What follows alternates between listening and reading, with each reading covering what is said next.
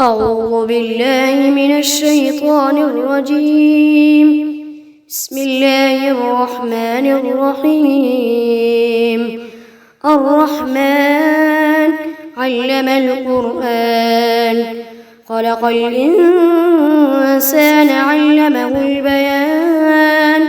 الشمس والقمر بحسبان، والنجم والشجر يسجدان. والسماء رفعها ووضع الميزان، ألا تطغوا في الميزان، فأقيموا الوزن بالقسط ولا تخسروا الميزان.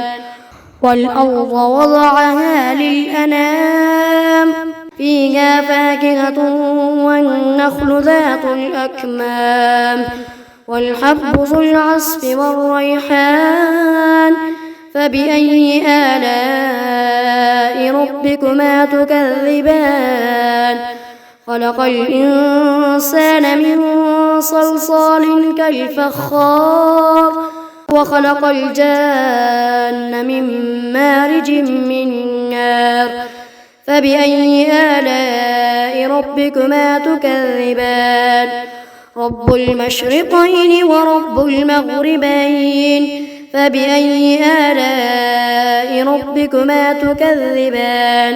مرج البحرين يلتقيان، بينهما برزخ لا يبغيان.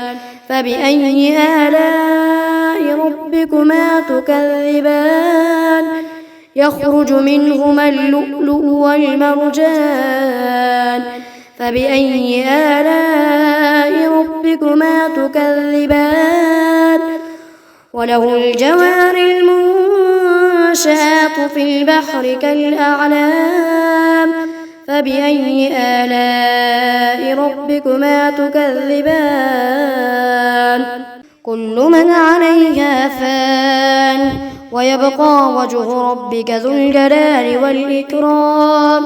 فبأي آلاء ربكما تكذبان؟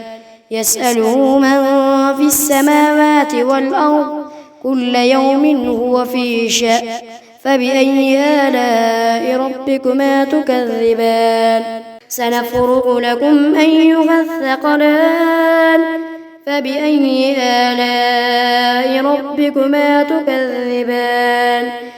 يا معشر الجن والإنس إن استطعتم أن تنفذوا من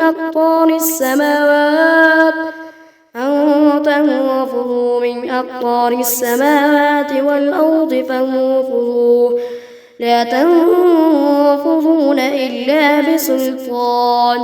فبأي آلاء ربكما تكذبان؟ يرسل عليكما شواظ من نار ونحاس فلا تنتصران. فبأي آلاء ربكما تكذبان؟ فإذا انشقت السماء فكانت وردة كالدهان. فبأي آلاء ربكما تكذبان؟ فيومئذ لا يسأل عن ذنبه إنس ولا جان. فبأي آلاء ربكما تكذبان؟ يعرف المجرمون بسيماهم فيؤخذ بالنواصي والأقدام. فبأي آلاء ربكما تكذبان؟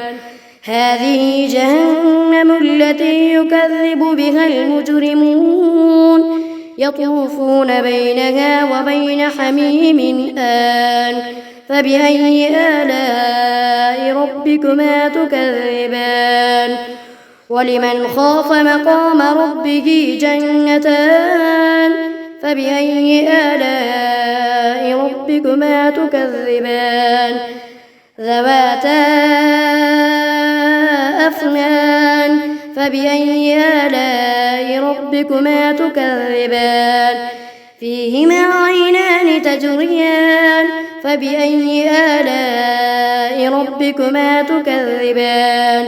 فيهما من كل فاكهة زوجان فبأي آلاء ربكما تكذبان متكئين على فرش بطائنها من استبرق وجنى الجنتين دان فبأي آلاء ربكما تكذبان فيهن قاصرات الطرف لم يطمثهن إنس قبلهم ولا جان فبأي آلاء ربكما تكذبان كأنهن الياقوت والمرجان فبأي آلاء ربكما تكذبان هل جزاء الإحسان إلا الإحسان فبأي آلاء ربكما تكذبان